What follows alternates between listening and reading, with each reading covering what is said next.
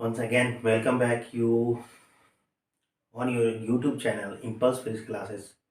Hi, this is Engineer Vijay Kumar. Once again, welcome to you. And in this lecture, we are going to study about the law of parallelogram for a vector addition. ठीक है, इस video में दोस्तों हम लोग दो सदिश के जोड़ के लिए, योग के लिए समांतर चतुर्भुज का नियम देखने जा रहे हैं। ये बहुत अच्छा है, बहुत ही इम्पोर्टेंट है। आपके थ्रू आउट फिजिक्स में ये जरूर इस्तेमाल में आता है फॉर्मूले में। ठीक है, अगर आपको कोई भी क्वेश्चंस न्यूमेरिकल्स करने हैं तो उसमें लॉ ऑफ पैरेललोग्राम की बहुत ज़्यादा आवश्यकता होती है। ठीक है, इसको अच्छे से समझेंगे हम लोग और इसको इसके लिए फॉर्मूले भी आते हैं और इस फॉर्मूले पे क्वेश्चन भी करे जाते हैं। ठीक है, इसमें न्यूमेरिकल भी करेंगे। चलिए तो वीडियो को स्टार्ट करते हैं। ठीक है, तो इसका नाम है law of parallelogram for a vector addition. ठीक है, तो वेक्टर एडिशन या लॉ ऑफ पैरेललोग्राम क्या कहता है? ये लॉ ऑफ पैरेललोग्राम कहता है कि if two vectors lie in a plane such that they represent the two consecutive sides of a parallelogram, then a vector passing through their common points represent its resultant vector। ठीक है, मतलब कि अगर दो सदिश किसी समतल में, किसी प्लेन में इस प्रकार से स्थित हो कि वे किसी समांतर चतुर्भुज की दो लगातार भुजा को या दो क्रमागत भुजा को व्यक्त करे, तब उस दोनों के कॉमन पॉइंट यानी उभयनिष्ठ बिंदु से गुजरने वाली तीसरा वेक्टर जो होगा वो उस दोनों के रिजल्टेंट वेक्टर को बताता है। ठीक है, चलिए इसके स्टेटमेंट को हम लोग स्टेट कर लेते हैं। If two vectors lie in a plane such that they represent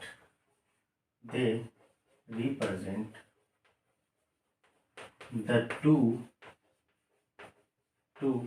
consecutive का मतलब होता है लगातार, consecutive sides of a parallelogram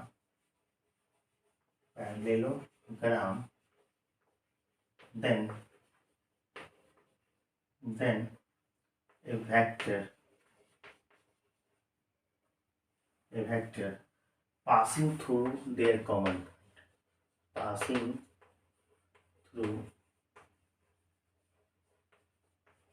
their common point, और उसको आप डायगोनली भी कह सकते हैं। their common point, that is the diagonal of the parallelogram, their common point, that is diagonal of parallelogram। आप डायगोनल भी, क्योंकि ये डायगोनल की तरह दिखता है, diagonal of the parallelogram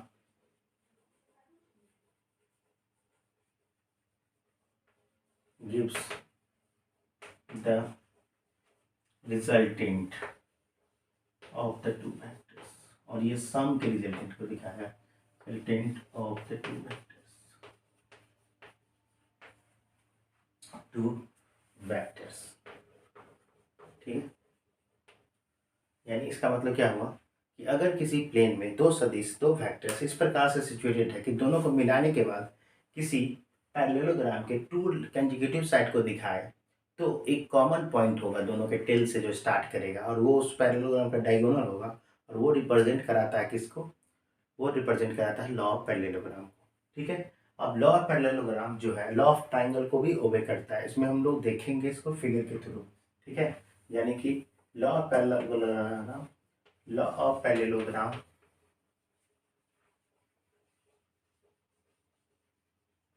also obey the law of triangle, या कह सकते हैं लॉ ऑफ ट्राइंगल। सही है, ओके बच्चों। तो अब आते हैं कि इसके लिए किस तरह से हम लोग फार्मूला प्रूफ लाएंगे कि मैग्नीट्यूड और डायरेक्शन किस तरह से निकाल सकते हैं लॉ ऑफ पैरेललोग्राम में। देन आफ्टर इस पर हम लोग न्यूमेरिकल्स भी करेंगे। ठीक है, तो ऐसा करते हैं कि इस स्टेटमेंट के लिए अगर आप एक स्क्रीनशॉट लेना चाहें तो ले लीजिए, फिर मैं आगे इसके लिए फिगर बनाएंगे और फिर इस पर प्रूफ करेंगे।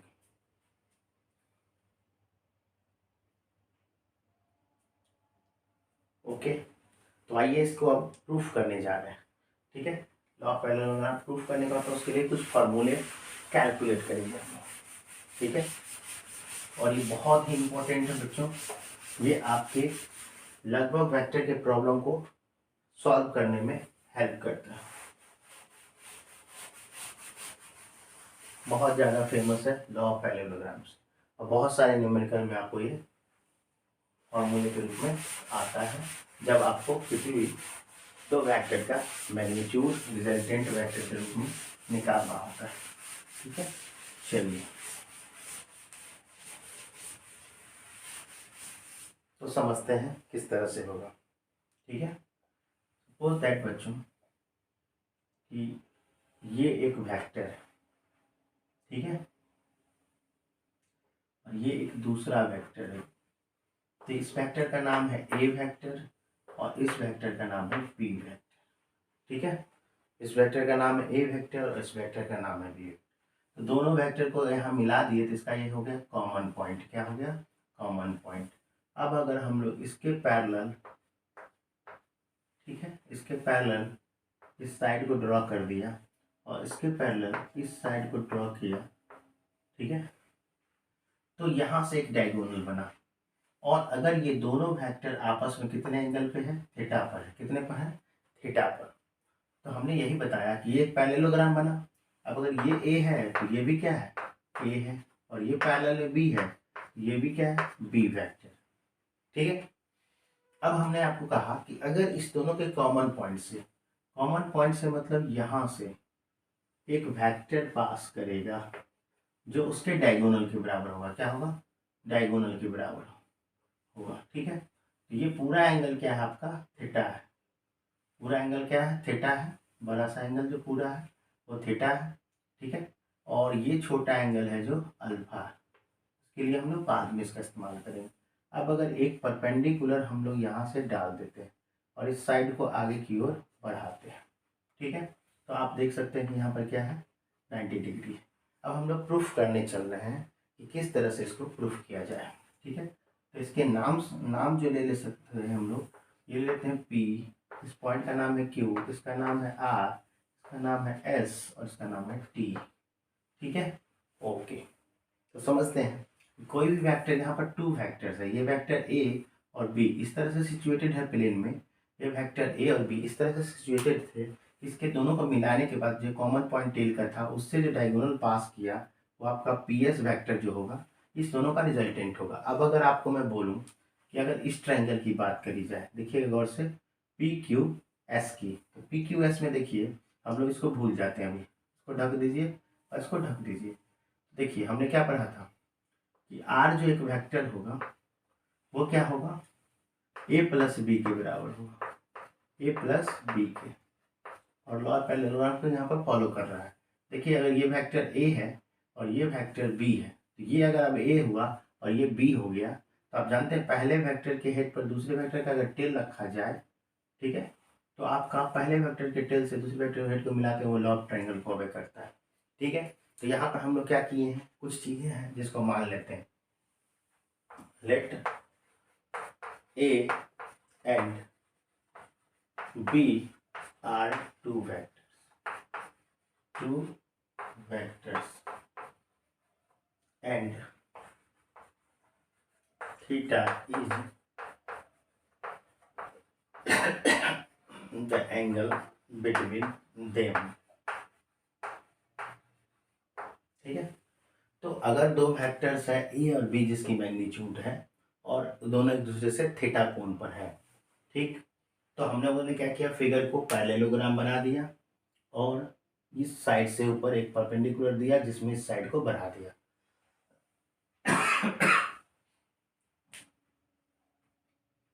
अगर बात करी जाए तो पैरेलल साइड के लिए ये भी क्या होगा हमारा? थीटा होगा। जब भी पैरेलल लाइंस होते हैं तो उसके बीच का एंगल सेम होता है। ठीक है, अब आइए इसको प्रूफ करते हैं। प्रूफ कैसे करेंगे? तो हम लोगों को वेक्टर A, वेक्टर B और R के बीच एक रिलेशन निकालना होगा। यानी हम लोग को दो चीज़ें निकालनी है, एक मैग्नीट्यूड और दूसरा उसका डायरेक्शन। कैसे निकलेगा देखते हैं। ठीक है, तो यहाँ पर आपको दो ट्रायंगल बन रहे हैं, गौर करिएगा, दो ट्रायंगल बन रहे हैं। एक ट्रायंगल है right angle Q R S और एक बड़ा वाला ट्रायंगल है पी आर एस। ठीक है, ये देखिए एक बड़ा ट्रायंगल है पी आर एस, ठीक है, और एक छोटा ट्रायंगल है क्यू आर एस। तो क्योंकि हमें ये क्यू आर, ठीक है, क्यू आर और आर एस साइड नहीं पता है, तो इसलिए हम लोग क्या करेंगे, पहले क्यू आर और आर एस साइड इस ट्रायंगल से निकालेंगे, देन आफ्टर हम लोग इस बड़े ट्रायंगल के कारण ए बी और आर के बीच रिलेशन निकालेंगे। ठीक है, तो आइए देखते हैं। फ्रॉम फिगर, फ्रॉम फिगर, ठीक है, in right angle triangle, in right angle triangle Q R S, ठीक, in right angle triangle Q R S. देखिएगा यहाँ पर अगर हम लोग एक बार क्यू आर निकालना है जो कि बेस है, और एक बार आर एस निकालना है जो कि परपेंडिकुलर है, और हर हाल में इसका हाइपोटेन्यूज बी दिया हुआ है। ठीक है, तो एक बार हम लोग लगा देते हैं फिगर में साइन थीटा। तो साइन थीटा क्या होता है, परपेंडिकुलर बाई हाइपोटेन्यूज। तो यहाँ पर परपेंडिकुलर कितना है इस ट्रायंगल के लिए, तो आर एस या एस आर, तो आर एस है, और इसका जो है हाइपोटेन्यूज कितना है क्यू एस। ठीक है, और आपको याद हो तो मैंने बताया था कि जब भी किसी वेक्टर का, किसी वेक्टर के ऊपर उसका तीर हटा दीजिए या मॉड दे दीजिए तो उसके मैग्नीट्यूड को बताता है। तो हम लोग यहाँ पर क्या करते हैं, तीर हटा देते हैं, तो ये केवल बचा हुआ चीज़ क्या है, उसका मैग्नीट्यूड है। तो यहाँ पर क्यू एस की लंबाई कितनी है मैग्नीट्यूड में, तो ये बी फैक्टर है, यहाँ पर हो गया बी, यानी यहाँ से निकल के आएगा R S is equal to B sine theta, B sine theta. आप देख सकते हैं यहाँ से b से क्रॉस मल्टीप्लिकेशन हो गया, आर एस आ गया बी साइन थीटा। सिमिलरली इसी प्रकार हम लोग क्या करेंगे, सिमिलरली इसी प्रकार हम लोग अब किसको निकाल लेंगे, आर एस को। आर एस क्या है, बेस है, और यहाँ पर फिर से हाइपोटेन्यूज पता हो, तो बेस और हाइपोटेन्यूज पता हो तो कॉस थीटा लगाना ठीक रहेगा। तो कॉस थीटा लगाते हैं, देखिए कॉस थीटा, कॉस थीटा में क्या लिखोगे आप, कॉस थीटा होता है बेस बाय हाइपोटेन्यूज, तो क्यू आर बट्टे फिर से क्यू एस, क्या हो जाएगा क्यू एस। ठीक, तो क्यू आर ये बराबर यहाँ भी क्या आएगा, फिर से क्यू एस की लंबाई कितनी है, बी है, तो अगर हम लोग देखें तो बी कॉस थीटा हो जाएगा। एक स्टेप हमने आगे कवर कर लिया, क्यू एस की लंबाई है बी, क्यू बी से गुना हो जाएगा कॉस थीटा में, तो क्यू आर बराबर क्या होगा, बी कॉस थीटा। अब इस दोनों वैल्यू का हम लोग को इस्तेमाल होने वाला है। ठीक है, तो आइए देखते हैं। अब हम लोग एक बड़े से ट्रायंगल में पाइथागोरस थ्योरम लगाएंगे, जिसका नाम है, क्या नाम है, तो इसका नाम है पी आर एस। ये बड़ा ट्रायंगल का क्या नाम है, पी आर एस। तो आइए देखते हैं, इन ट्रायंगल, ये भी राइट एंगल है, पी आर एस। तो पी आर एस में पाइथागोरस थ्योरम लगाते हैं। तो पाइथागोरस थ्योरम क्या कहता है कि पी एस का स्क्वायर जो होगा, पी एस का स्क्वायर ये होगा पी आर के स्क्वायर प्लस क्यू आर के, या सॉरी आर एस के स्क्वायर, यानी ये जो कर्ण है इसका जो स्क्वायर होगा वो आधार के स्क्वायर प्लस लंब के स्क्वायर के जोड़ के बराबर होगा। तो आइए देखते हैं, पी एस का स्क्वायर बराबर होगा आपका पी आर का स्क्वायर और प्लस आर एस का स्क्वायर। ठीक है, साफ दिखाई दे रहा है, पी एस का स्क्वायर जो हो गया पी आर के स्क्वायर प्लस आर एस के स्क्वायर। बट यहाँ पर हम लोग देख सकते हैं पी एस की लंबाई कितनी है, तो आर है, पी एस की लंबाई अगर देखी जाए तो आर है, तो यहाँ पे आर स्क्वायर हो गया।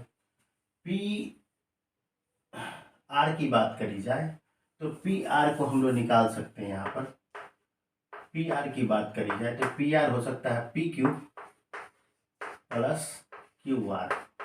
गौर करिएगा, ये टोटल लंबाई जो होगी पी आर वो हो जाएगी पी क्यू प्लस में क्यू आर।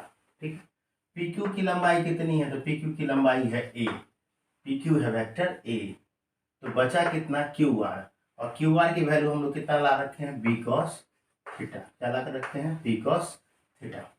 ठीक, तो पी आर की जगह हम लोग क्या रखेंगे, बी कॉस थीटा, यानी पी आर की जगह होगा ए प्लस बी कॉस थीटा। ठीक है, तो इसका हो गया होल स्क्वायर। अब आते हैं आर एस, तो आर एस की वैल्यू कितनी है, बी साइन थीटा, ऑलरेडी हम लोग फाइंड कर चुके थे, तो आर एस की वैल्यू कितनी है, बी साइन थीटा। इसका भी हमने क्या कर दिया, होल स्क्वायर। अब आइए देखते हैं, यहाँ पर ये a प्लस बी का होल स्क्वायर है, ये रहा a स्क्वायर, ये रहा b square cos square theta, यहाँ रहा फिर से 2 into a into B cos theta, क्योंकि b वाला पार्ट ये पूरा है, और प्लस में यहाँ से आएगा, प्लस में आ जाएगा B square cos square theta. ठीक है, तो आइए देखते हैं। अब यहाँ से बात करी जाए तो सॉरी, ये यहाँ पर बी साइन स्क्वायर, ठीक है, बी साइन स्क्वायर, ठीक है। अब आइए बात हम लोग करें तो यहाँ से आया ए स्क्वायर, ठीक है, और यहाँ पर से आ गया है 2ab कॉस थीटा। बच क्या गया, यहाँ भी B square cos square theta है, यहाँ बी स्क्वायर साइन स्क्वायर, तो दोनों में से बी स्क्वायर अगर हम लोग कॉमन कर लें तो कॉस स्क्वायर थीटा और प्लस साइन स्क्वायर थीटा। और आप जानते हैं कि cos square theta plus sine square theta is always unity, एक होता है। तो आइए यहाँ देख लीजिए, तो A square plus 2ab cos theta और plus B square into 1 that is B square हो जाएगा। तो फाइनली जो आर की वैल्यू आई है हमारी, तो under root A square plus B square plus 2ab cos theta है, ठीक है। ये हमारी वैल्यू आई है आर की। बट एक चीज़ और हमें निकालनी है जिसका नाम है अल्फा, यानी कि ये वैल्यू तो केवल आपको मैग्नीट्यूड दे रहा है। अगर दो वेक्टर है आपके पास ए और बी और मैग्नीट्यूड पता है और उसके बीच का एंगल पता है, तो अब आर जो निकालेंगे मैग्नीट्यूड, उसका डायरेक्शन, उसकी वैल्यू जो निकालेंगे वो होगा root under A square plus B square plus 2ab cos theta. But अगर एंगल पूछा जाए हमसे, ये अल्फा, अल्फा अगर क्या माने हमने, तो अल्फा माना है कि if alpha is the angle